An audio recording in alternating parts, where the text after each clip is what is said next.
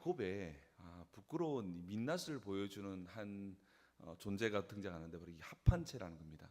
오늘은 합한채 사건을 기록하고 있습니다.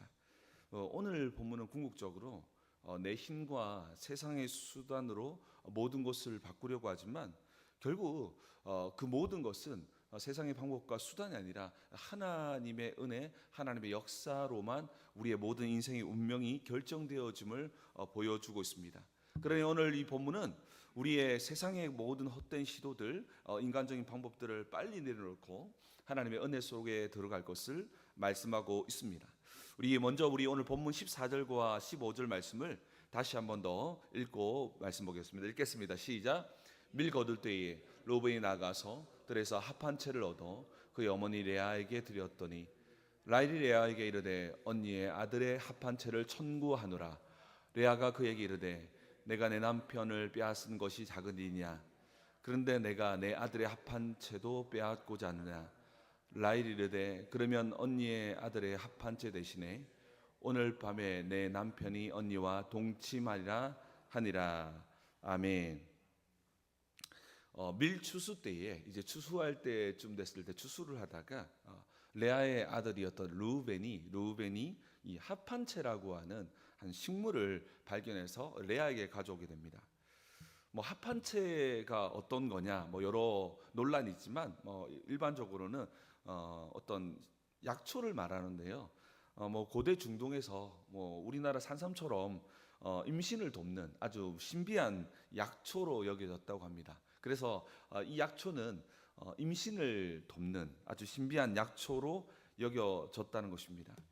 라헬에게 이 합한채를 이렇게 찾았다, 구했다라는 것을 들었을 때 라헬은 이것만 있으면 나도 자녀를 가질 수 있겠다라고 생각하며 동아줄이죠. 이것이 동아줄처럼 보였을 것입니다. 그래서 라헬은 레아에게 남편과, 이게 아마 남편하고 두 아내가 있으니까 아마 잠자리를 가지는 게 나름대로 원칙이 있었던 것 같아요. 그런데 이제 라헬이 자신의 그 시간에 레아에게 주겠다라고 하면서까지 이 합한채를 손에 넣습니다. 그런데 제가 볼 때는 이 합한채를 손에 넣을 때에 그냥 남편의 내가 잠자리를 가질 그 시간 줄 테니까 달라 이렇게 해서 그냥 주었다기보다는 라헬이 정말 간절히 아마 그 야곱에게 내가 자녀를 놓지 않으면 죽어버리겠다라는 그런 심정처럼 조금 절박하게, 아니면 정말 계속해서 이야기해서 이 합한채를 얻지 않았나라고 볼 수도 있습니다. 이 남편의 이 관계마저 수단으로 삼아서 정말 이것을 얻으려고 하는데요. 여기에서 우리가 한 가지 살펴볼 수 있는 것은 뭐냐면, 결국 이 라헬의 마음에는 결국 이 자녀를 놓는 부분들은 어떤 자기의 문제라든가 어떤 환경의 문제라고는 생각했지 하나님과의 관계라고는 생각하지 않았습니다. 그러니까 하나님께 엎드리기보다는 이 합한채가 사실 어떤 효능이 있겠습니까? 그러나 이 합한채라고 하는 것을 사실 미신적인 것들과 약간의 효능이 함께 있었겠죠. 그러니까 이 미신적인 힘을 의미에 붙들고 또 세상적인 대안에 모든 것을 걸어버리는 어떤 그런 것을 보여줍니다. 이렇게 오랜 고난 속에 있음에도 불구하고 라헬은 깨달지 못하고 여전히 세상적인 방법을 추구하는 그 모습이 바로 합한채를 구하는 장면이라는 것입니다. 내 인생의 결핍을 채워줄 거라는 것을 이 합한채에다가 자기의 모든 것을 걸어버렸다는 것이죠. 그런데 성경은 오늘 이 본문을 자세히 보면 아주 중요한 이야기를 하고 있습니다. 결코 합한채는 대안이 될 수 없다는 것을 선명하게 보여주는 장면이 바로 합한채의 사건입니다. 그렇기 때문에 우리 또한 이 조심해야 될 건 뭐냐면, 성경은 이 세상의 합한채로는, 세상의 방법으로는, 세상의 능력으로는, 세상의 그 어떤 미신적인 것 가지고로는 인간의 근본적인 문제를 해결할 수 없다는 것을 보여주면서, 이 합한채 사건은 결국 우리 안에 있는 합한채, 우리 또한 인간의 방법으로, 또한 우리가 세상적인 것에 모든 것을 걸어버렸던 우리 안에 있는 합한채를 또 돌아볼 것을 말씀하고 있습니다. 이 합한채가 이 본문에서 궁극적으로 들려주는 메시지가 뭐냐면, 이 합한 채를 붙들고 있을 때는 하나님의 은혜가 작동하지 않는다라는 것을 보여주고 있습니다. 여러분, 그렇다면 이렇게 라헬이 정말 이 합한 채의 모든 것을 걸어버렸어요. 정말 남편과의 이 동침의 그 시간들도 정말 레아에게 줄 뿐더러 정말 이 모든 것을 합한 채 걸었습니다. 그러면 어떻게 해야 됩니까? 그러면 뭐 어떻게 보면은 아이를 가져야 맞지 않습니까? 그런데 오늘 성경은 전혀 다른 상황을 아주 크게 부각시키고 있음을 기억해야 됩니다. 합한 채를 누가 가졌냐면 결국 라헬이 가져서 먹었거나 아니면 어딘가 두었겠죠. 그런데 이 합한 채를 가져간 라헬은 여전히 아이를 갖지 못하게 되었다는 것입니다. 도리어 합한 채를 내어준 레아가요, 이사갈, 스불론 그리고 디나라고 하는 딸까지 세 아이를 낳게 됩니다. 이 세 아이를 낳게 되기 전까지는 라헬이 자녀를 못 가졌다는 것이죠. 여러분, 세 아이를 가지려면 최소 3년에서 5년 정도 걸리겠죠. 그러면 이 3년에서 5년 정도까지 아이를 가지지 못했다는 것은 결국 합한 채는 아무 힘이 없었다는 것. 라헬은 정말로 그러한 소망을 가지고 있었지만 아무런 효과가 선명하게 없었음을 보여주었다는 것입니다. 그 증거가 레아가 도리어 이사갈과 스불론과 디나를 낳았다는 것을 보여주고 있습니다. 그러면서 우리 오늘 본문 17절 말씀, 창세기 30장 17절 말씀을 한번 읽도록 하겠습니다. 읽겠습니다. 시작. 하나님이 레아의 소원을 들으셨으므로 그가 임신하여 다섯째 아들들을 야곱에게 낳은지라. 아멘. 여러분, 이것은 무엇을 의미하냐면 오늘 이 본문이 말하는 것은 합한 채가 등장한 후에 레아가 자녀를 놓은 것을 기록하는데 거기에 아주 중요한 한 단어를 등장시킵니다. 하나님이 레아의 소원을 들으셨으므로. 17절에 하나님이 레아의 소원을 들었다라고 증언하고 있습니다. 자, 여기에서 소원을 들었다, 이 문구가 해석에 있어서 여러 가지로 좀 해석해 볼 수 있는 부분이 있습니다.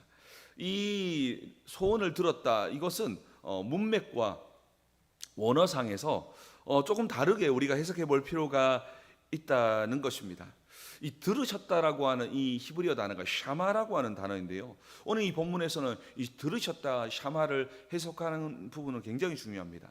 이 구약에서 이 샤마라고 하는 단어는 단지 귀로 들었다라는 부분들이 정말로 때로는 말하는 사람처럼 보이는 사람도 두 사람 다 누가 들었는지 잘 선명하지 않습니다. 그렇기 때문에 오늘 이 성경에서는 정말로 이 하나님께서 들으셨다라고 이렇게 기록하고 있는데요, 이 들으셨다라는 이 의미를 어떻게 해석할 수 있냐면 하나님께서 인간의 부르짖음에 응답하셨다, 그래서 기도에 응답하셨다라고 하는 그러한 표현을 할 때도 샤마라고 하는 단어를 쓰기도 합니다.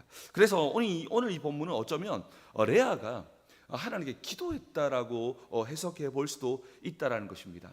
합한 채를 구할 때 라헬이 달라라고 이렇게 구했을 수도 있지만 끊임없이 다가와서 합한 채를 요청했고, 또 그러면서 레아가 주긴 주었지만 정말 조금 마음이 정말로 편안하지 않은 상태에서 주어설 수도 있습니다.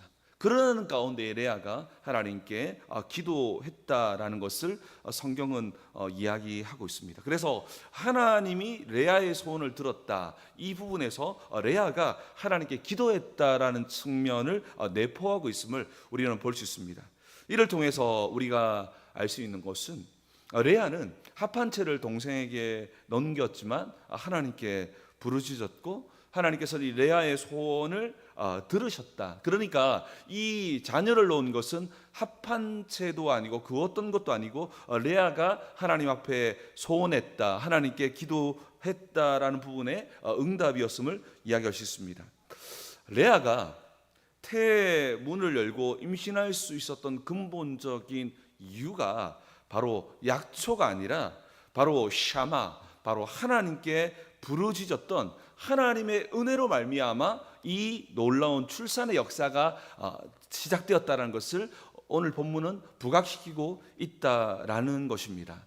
힘들고 어렵지만 정말로 합한채를 넘겼을 때, 때로는 소금 같은 기분이 들었을 때, 이 레아가 주님께 부르짖었을 때 하나님께서 그 소원을 들으시고 이와 같이 도리어 레아에게 무려 3자녀나 연속으로 주고, 그 사이에 합한채를 가지고 있었던 라헬에게는 어떤 자녀도 임하지 않은 것을 보게 되어집니다.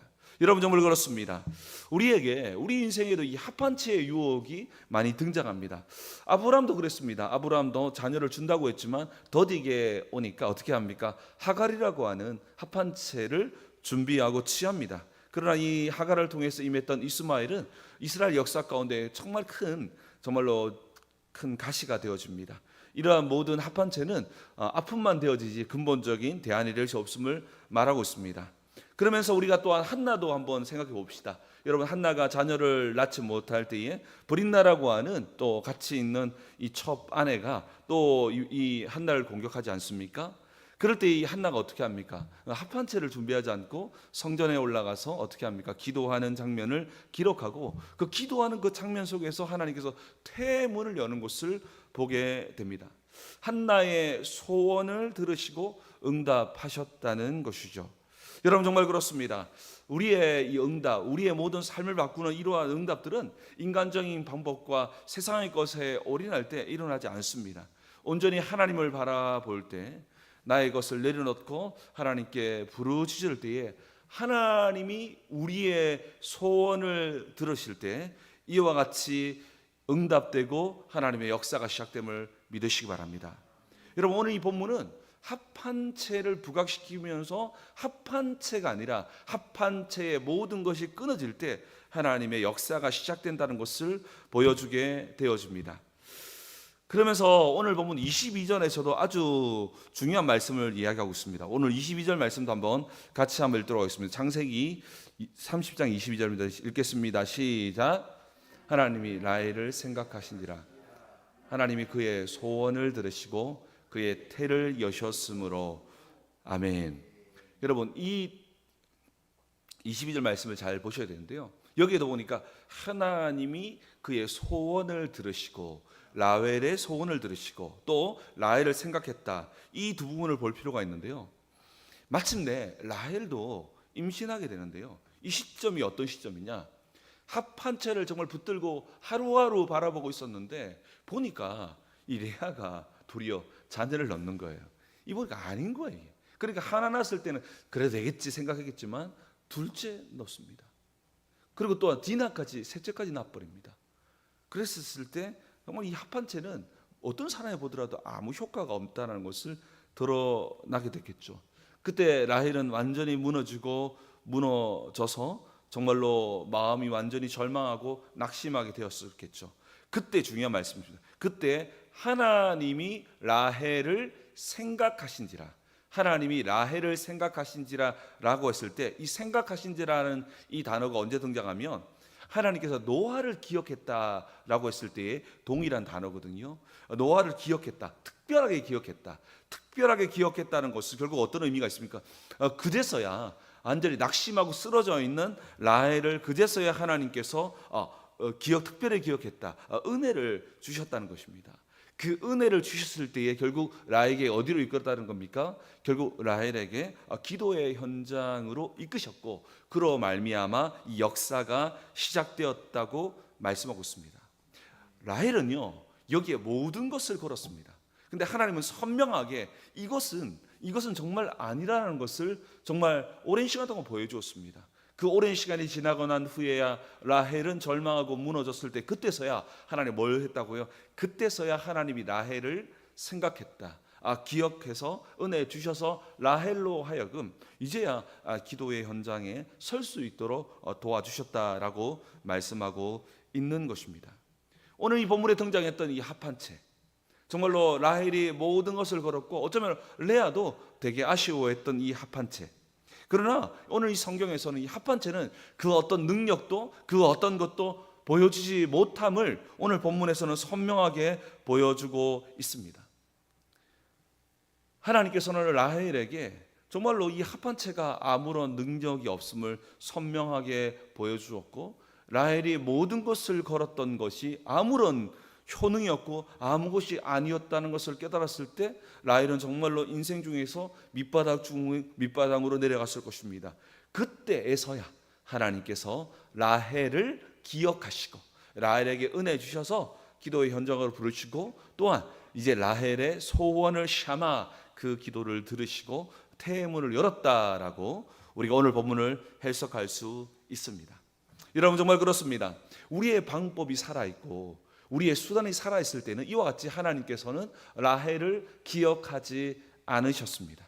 도리어 그 모든 방법이 깨어지고 무너지는 그 시점에서 하나님께서는 라헬을 생각하시고 라헬에게 은혜 주셔서 그때에서야 비로소 하나님을 찾을 수 있도록 붙드는 것을 보게 되어집니다. 여러분, 정말 그렇습니다. 하나님은 때로는 우리가 합한채를 붙들고 있는 그 순간까지 그것이 아무런 효능이 없다는 것이 나타날 때가 때로는 침묵하시고 기다리신다는 것입니다. 그렇기 때문에 우리가 꼭 기억해야 될 것은 오늘 이 본문을 통해서 우리 안에도 정말로 세상 사람들이 이것이 최고야, 이것이 우리 인생에게 정말 새로운 효능이야 라고 말하고 있는 합한채가 우리의 인생에도 참 많이 있습니다.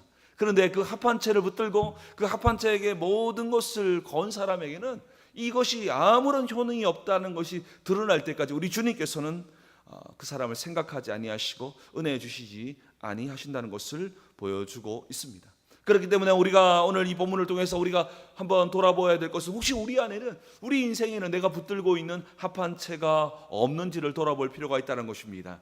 하나님께서는 그 합한채를 붙들고 있는 그 순간에는 그 사람을 기억하지 아니하고 도리어 기다리신다는 것입니다. 침묵하신다는 것입니다. 그리고 정말로 오랜 시간이 지난 후에 이 합한채가 소용이 없다는 것을 깨닫고 절망할 때, 그때에서야 비로소 하나님께서 그 사람에게 은혜 주셔서 하나님께로 이끌어 나가는 것을 보게 되어집니다.